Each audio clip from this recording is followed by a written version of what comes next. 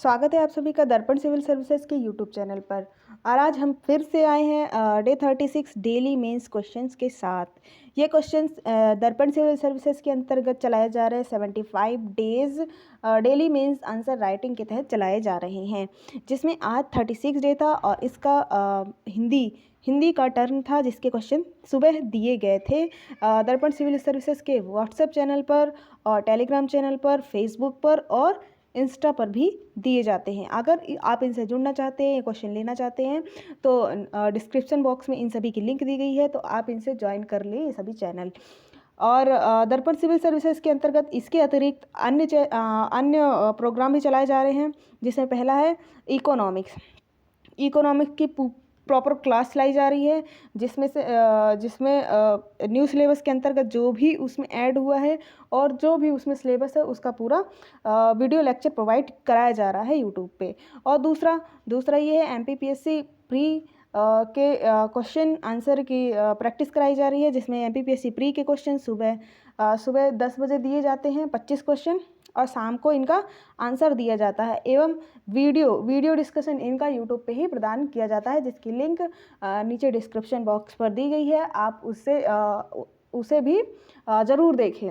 और डे 36 के पहले भी कई डेज़ की डिस्कशन आ चुका है, जिसे आप ज़रूर अटेंड करें।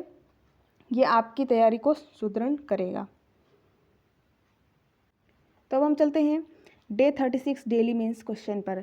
तो इसमें 3 नंबर के क्वेश्चन दिए गए थे और 5 नंबर के 2 क्वेश्चन दिए गए थे और 4 नंबर के ये 2 अनुवाद दिए गए थे और 3 नंबर के ये दिए गए थे। 3 नंबर के 2 हैं, 4 नंबर के मतलब 4 नंबर का 1 और 4 नंबर का 1 है ना। तो पहला क्वेश्चन क्या दिया गया था, संयुक्त शब्द किसे कहते हैं। दूसरा उपसर्ग के कार्य लिखिए। तीसरा भाषा की सटीक परिभाषा दीजिए।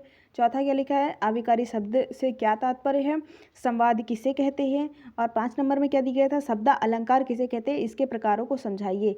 अलंकार MPPSC के मेंस के सिलेबस में न्यू जोड़ा गया है, जो न्यू सिलेबस आया है उसमें जोड़ा गया है 2020 में, है ना। तो ये न्यू है जो 5 नंबर का आना है। उपमा अलंकार, सेकंड क्वेश्चन क्या है, उपमा अलंकार को उदाहरण सहित स्पष्ट करें। अब हमारा क्या है, अनुवाद। तो इसमें हिंदी से इंग्लिश में करना है, हिंदी से अंग्रेजी में करना है। तो पहला है, इस जंगल के सभी वृक्षों की पत्तियां हरी है। और दूसरा क्या है, यह आवश्यक नहीं है कि सुखी होने के लिए धनी हुआ जाए। और अंग्रेजी से हिंदी में अनुवाद करने के लिए, I may be allowed to travel first class. और दूसरा, you can achieve success if you work hard. ये आया हुआ था सुबह के जो क्वेश्चन दिए जाते हैं उनमें, और इनका आपको आंसर लिखना होता है और शाम को इनके मॉडल आंसर एवं इसका वीडियो लेक्चर प्रदान किया जाता है। इसे आप ज़रूर देखें। इसके पहले भी कई वीडियो आ चुकी हैं, उसको आप स्किप ना करें, उसको ज़रूर देखें और अपनी तैयारी को जारी रखें। तो अब हम चलते हैं इसके आंसर्स पर, मॉडल आंसर पर चलते हैं। तो पहला क्वेश्चन क्या आया था 3 नंबर का, संयुक्त शब्द किसे कहते हैं। संयुक्त शब्द किसे कहते हैं, तो ऐसे शब्द जो 2 भाषाओं के शब्दों एवं प्रत्ययों के योग से बने होते हैं। 2 भाषाओं के शब्द होंगे, नहीं तो उनके प्रत्यय होंगे, प्रत्यय, है ना। तो उदाहरण जैसे देश निकाला। तो देश निकाला में देश जो है वो संस्कृत वर्ड है और निकाला जो है वो हिंदी वर्ड है। तो ये हमारा हो गया संयुक्त शब्द की परिभाषा हो गई। तो हमें लगभग 10 शब्दों में देना है और इसका उदाहरण भी दे देना है। उपसर्गों के कार्यों को बताइए। उपसर्गों, पहली बात तो उपसर्ग कहते किसे हैं, तो वे शब्दांश होते हैं जो किसी शब्द के पहले लगते हैं, है ना। जैसे अति, धन, अधिक, है ना। तो हम इसको क्या लिखेंगे, अत्यधिक, है ना, अत्यधिक। तो ये जो होता है अति क्या हो गया, ये उपसर्ग हो गया, है ना। तो ये उपसर्ग हो गया। तो इनकी क्या विशेषताएं होती हैं, ये उपसर्ग क्या इसके क्या कार्य होते हैं, है ना। तो शब्द में नई विशेषता लाना, है ना। जैसे अधिक हमने लिख दिया और उसमें अगर हमने अति का उपसर्ग लगा दिया तो अत्यधिक हो गया, एक नई विशेषता आ गई, है ना। तो शब्द में नई विशेषता लाना इसका कार्य होता है। प्रतिकूल शब्दों को बनाना, प्रतिकूल मतलब विलोम बना देते हैं ये, है ना। जैसे कि समान, जैसे कि हमने देखा समान है ना, समान मतलब बराबर होता है। और अगर हम इसके आगे आ लगा देते हैं, आ उपसर्ग लगा देते हैं, तो असमान हो जाएगा, मतलब ये इसका उल्टा बन जाएगा, प्रतिकूल बन जाएगा। तो प्रतिकूल शब्दों को बनाना और शब्दावली बढ़ाना, मतलब हम उपसर्गों के प्रयोग से एक शब्द के कई शब्द बना सकते हैं, मतलब वो शब्दावली बढ़ जाएगी। और तीसरा क्वेश्चन क्या था? तीसरा ये था, भाषा की सटीक परिभाषा लिखें। भाषा की हमको कैसे परिभाषा लिखनी? सटीक परिभाषा। तो हम कैसे लिखेंगे? भाषा वह साधन है जिसके द्वारा मनुष्य अपने विचारों अथवा भावों को बोलकर या लिखकर प्रकट करता है। तो भाषा वह साधन है जिसके द्वारा मनुष्य अपने विचारों अथवा भावों को बोलकर या लिखकर प्रकट करता है। तो ये हमने भाषा की सटीक परिभाषा लिख दी। तो हमने जो भाषा की सटीक परिभाषा है हमको वर्ड टू वर्ड ही याद कर लेनी है और उसी को हमें लिखना है। नेक्स्ट, अविकारी शब्द। अविकारी शब्द एक वर्ड में आया हुआ, तो मतलब ये समझने वाली बात है कि सिर्फ अविकारी शब्द किसे कहते हैं यही पूछा गया है ना। तो वे शब्द जिनका प्रयोग में लाने पर उनके स्वरूप में परिवर्तन नहीं होता है, ऐसे शब्द जिन्हें हम प्रयोग करें, कहीं भी प्रयोग कर लें लेकिन उनका स्वरूप में परिवर्तन नहीं होगा, है ना, अविकारी शब्द कहलाते हैं। उदाहरण आज, है ना, जैसे आज को हम आज, है ना, आज को हम लिखें, अगर आज को हम लिखते हैं तो अगर हम पुल्लिंग में लिखते हैं ना तो वह, तो कैसे होगा? पुल्लिंग में लिखते हैं तो आज वह आ रहा है, और अगर हम स्त्रीलिंग में लिखते हैं तब भी आज का अर्थ जो है वो वर्ड परिवर्तित नहीं होता है, तो उसमें क्या होगा? आज वह आ रही है ना। तो आज का आज ही रहेगा, चाहे उसको कहीं भर भी यूज़ कर लिया जाए, है ना। तो ये अविकारी शब्द होते हैं जो जिसका कहीं पर भी यूज़ करने पर, उपयोग करने पर ये परिवर्तित नहीं होते हैं, ऐसे शब्दों को क्या कहते हैं? अविकारी शब्द कहते हैं। और पांचवा क्या आया था क्वेश्चन? संवाद किसे कहते हैं, है ना। संवाद हम समझने के स्तर पर तो सभी लोग जानते हैं कि संवाद किसे कहते हैं। अब इसे लिखना भी होता है ना, जैसे आ गया क्वेश्चन तो इसे लिखना पड़ता है।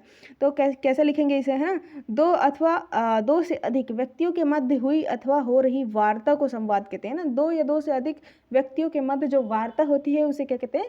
संवाद कहते हैं, है ना। तो इस तरह से हम लिख सकते हैं इसका आंसर। और अब हम चलेंगे नेक्स्ट क्वेश्चन पे। अब है 5 नंबर के क्वेश्चन, जिसमें पहला क्वेश्चन दिया गया है, शब्द अलंकार किसे कहते हैं, उसके प्रकारों को समझाइए। तो शब्द अलंकार, है ना, शब्द अलंकार जब कुछ विशेष शब्दों के कारण काव्य में चमत्कार पैदा होता है वहाँ शब्द अलंकार होता है। अलंकार का मतलब क्या होता है? अलंकार का मतलब होता है चमत्कार पैदा होना, श्रृंगार होना, है ना, अलंकृत होना। तो ये होता है अलंकार। तो शब्दों के कारण काव्य में चमत्कार पैदा होता है तो वहाँ क्या होता है? शब्द अलंकार होता है। जैसे कि तरनी तनुजा, उदाहरण हम लिख सकते हैं, तरनी तनुजा तट तमाल तरवर बहुछाए, है ना। इसमें ता जो है उसका बार बार पुनः आ रहा है वो, तो एक शब्द की क्या हो रही है? आवृत्ति हो रही है, बार बार वो आ रहा है ना। तो इसमें क्या होगा? तो ये शब्द अलंकार है, मतलब एक शब्द बार बार आ रहा है ना, तो ये शब्द अलंकार होगा। ताकि आवृत्ति की वजह से, है ना, बार बार आने की वजह से इसमें एक अलंकार उत्पन्न हो रहा है, एक चमत्कार उत्पन्न हो रहा है, जिसे हम क्या कहते हैं? शब्द अलंकार कहते हैं, है ना। तो इसके प्रमुख प्रकार जो होते हैं वो होते हैं 3: अनुप्रास अलंकार, यमक अलंकार और श्लेष अलंकार, है ना। तो अनुप्रास अलंकार किसे कहते हैं? तो उसे हम शॉर्ट में दे सकते हैं क्योंकि जगह इतनी ही है। जहाँ व्यंजनों की आवृत्ति के कारण काव्य में चमत्कार उत्पन्न होता है, जहाँ व्यंजनों की मतलब आवृत्ति के कारण काव्य में चमत्कार उत्पन्न होता है, उसे हम क्या कहते हैं? अनुप्रास अलंकार कहते हैं। ये जो उदाहरण दिया गया ये अनुप्रास अलंकार का ही है। यमक अलंकार जहाँ एक शब्द बार बार आए किंतु उसका अर्थ बदल जाए, है ना, तो वहाँ कौन सा अलंकार होता है? वहाँ यमक अलंकार हो। यमक अलंकार में हम लिख सकते थे, रहीमन पानी राखिए बिन पानी सब सून, पानी गए न उबरे मोती मानस चून। तो यहाँ पानी का अर्थ हर जगह अलग है ना। तो एक शब्द बार बार आ रहा है किंतु उसका अर्थ बदल करके आ रहा है, तो इसे हम क्या कहेंगे? यमक अलंकार कहेंगे। और तीसरा हमारा क्या है? तीसरा है श्लेष अलंकार, जहाँ एक शब्द के एक से अधिक अर्थ निकाले जाते हैं। शब्द एक ही है लेकिन उसका अर्थ कई निकाले जाते हैं, वहाँ क्या होता है? श्लेष अलंकार होता है। श्लेष का मतलब होता है चिपकना, है ना। तो ये हमारा होता है शब्द अलंकार का पूरा आंसर, जो इस तरह से लिखा जा सकता है एक मॉडल आंसर के रूप में, और इस तरह से आप लिखेंगे तो आपको ज़रूर ही अच्छे नंबर मिल सकते हैं, है ना, मिलेंगे ही, ऑब्वियस सी बात है, इस तरह लिखेंगे तो ज़रूर नंबर अच्छे मिलेंगे, है ना। अब जो दूसरा क्वेश्चन दिया गया था, उपमा अलंकार उदाहरण सहित स्पष्ट करें। तो उपमा अलंकार इसकी हम परिभाषा पहले देंगे। जब किसी वस्तु या व्यक्ति की विशेषता दर्शाने के लिए उसकी समानता उस गुण में बढ़ी हुई किसी अन्य वस्तु या व्यक्ति से की जाती है, मतलब किसी व्यक्ति या वस्तु की जो विशेषता है उसी गुण में किसी अन्य वस्तु या व्यक्ति की जो विशेषता बढ़ी हुई है उससे हम उसकी क्या करते हैं, समानता करते हैं ना, तो उसे क्या कहते हैं, वहाँ क्या होता है, उपमा अलंकार होता है ना।